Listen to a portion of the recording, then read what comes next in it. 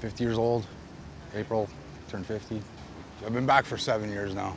I was doing a lot better when I got back, you know. I kind of, you know, truck, insurance, you know, place to live, everything. I was working, I was doing fairly decent, you know. Like I wasn't, you know, millionaire, but that's by far, but you know.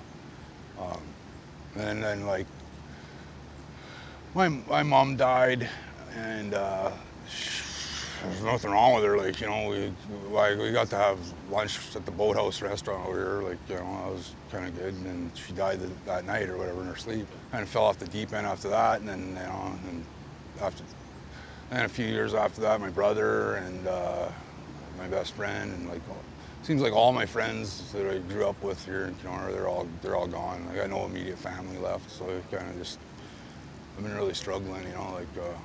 You know, I didn't want for anything, like, you know, like, other than I want the brand new snow machine or something, you know, you didn't get, but I didn't, like, you know, go without food or shelter or love or, like, you know, anything like that. I never went hungry, I never went cold, you know, I always had warm clothes, you know, I was, you know, my mom drank, you know, my dad, he died when I was 16, he had MS, and, you know, I held his hand while he died. He was like 68 pounds, man. It was like horrible, man. Like, you know, I'm 6 feet, he was 5'11", right, and shorter.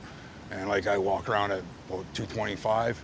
He was 68 pounds when he died, man. I can't even imagine. Come home from school, like, you know, find him on the floor because he reached for something, fell out of his wheelchair. You know, we were too young, we were too little to pick him up, you know, like, I think I was 6 when we put him in the hospital. You know, that was pretty rough, you know, but, you know, I was actually happy to see him go because the suffering. So, yeah, that's probably one of my issues, you know, like, that I still got to deal with, I guess. But I dabbled in drugs, like, you know, here and there, but I was never like an addict like I am now. Depression, I guess, whatever. Like, I mean,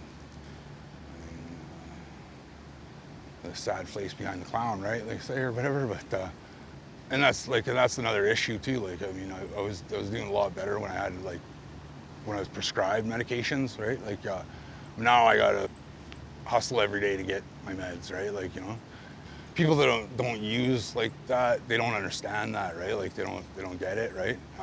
It's not something you can just pack up and quit. Like, I mean, if you can, you're a better man than me and a better man than most people around here that do that. When I had my script, it was good. Like, you know, I started working again.